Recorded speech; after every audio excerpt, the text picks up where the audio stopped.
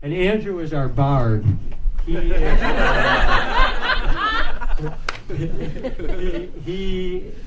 he brings so much joy to this community, and I think the clearest picture of Andrew where his spirit just shone was in Kentucky and hanging out with his old man. I don't know where he is, but where's Chris? Okay.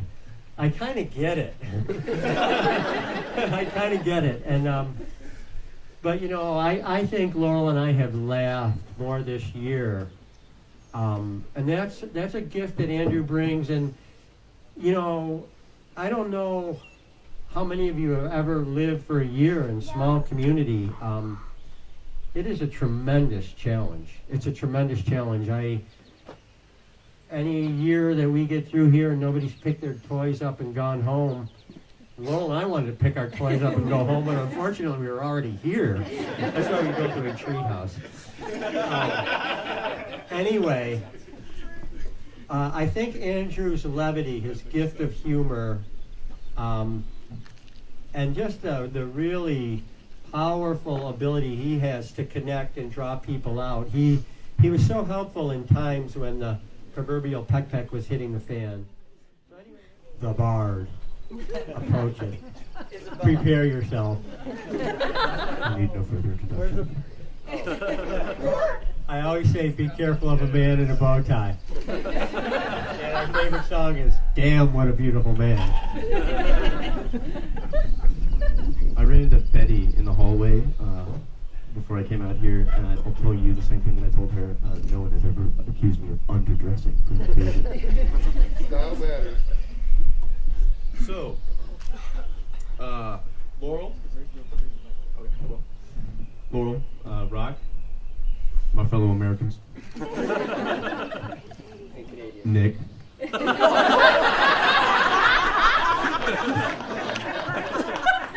I will not stand here this afternoon and wax eloquent about the Lagom Landing program, as I know you know that I am wont to do. I will, however, read y'all some poetry. Where's it coming from?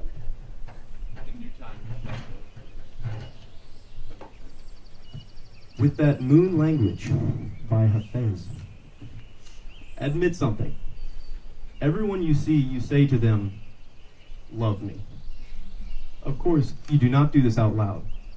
Otherwise, someone would call the cops. Still though, think about this. This great pull in us to connect. Why not become the one who lives with a full moon in each eye, that is always saying, with that sweet moon language, what every other eye in this world is dying to hear. So, if the meaning of this poem and its relevance to our year together has escaped you, as it did me upon my first familiarization, please feel free to find me amidst the ensuing festivities. Nothing will please me more than to deliberate the poet Hafez with you. But for now, I will content myself with sharing a more personal testimony of my year in New York. Our list of activities over this 9-month period is too extensive to review in full here. However, I will instead attempt to illustrate, in the end, what was gained from our year-long adventure in life. The first thing that comes to mind is work. Not just a word, not an idea, but a lifestyle. In fact, to shy away from it is to die. Perhaps the hardest concept for me to grasp over the duration of the program lay therein. That work was something to enter into, to truly engage in, and not something to dread or to avoid.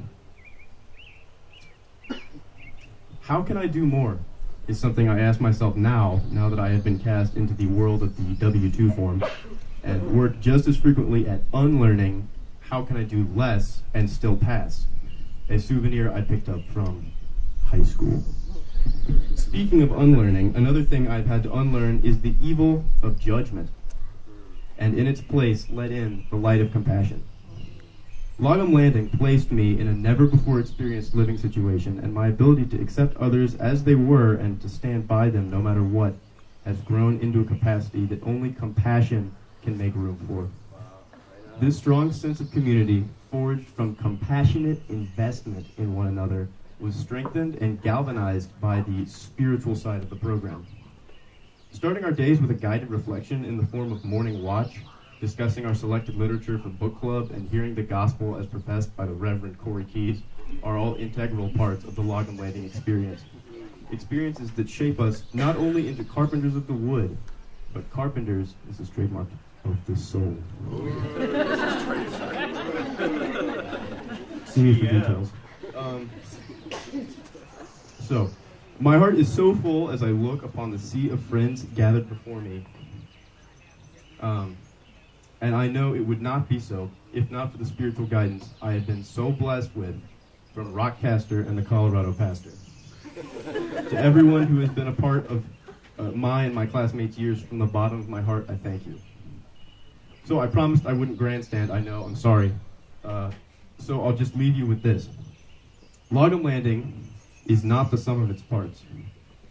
There is some intangible aspect that cannot be accounted for, cannot be added up to make a neat, balanced equation. Looking beyond all the field trips, successful construction and woodworking projects, maple syrup and apple cider boils, morning watches, community service projects, ping pong rivalries, and new friend making, you can begin to see what truly makes Lagom Landing special. What makes it all worth it. And why I will be awarding it a above 4 stars rating on Yelp after I've gone and parted with the property. That intangible is the beauty of living in the real. Our resident Enneagram specialist and guru, Holly Hewer, told me in our last Skype conference, there is nothing more gratifying to the human being than living a real life. I've worn many hats this year. I've been called, you ready? Bama, Dreamy, Guido, Vanilla Thor, Swift, Andy, Indiana Jones, Drewby, Leroy, Pinky, Batman, and Miss Sideburns. The whole time, though, I was just Andrew, and the whole time I'd like to think I got those names over a year of real life. As the Grateful Dead say, what a long, strange trip it's been, and I'm just so blessed to be able to be standing here beside you all to the end, about to enjoy some delicious salted pork. God bless you all.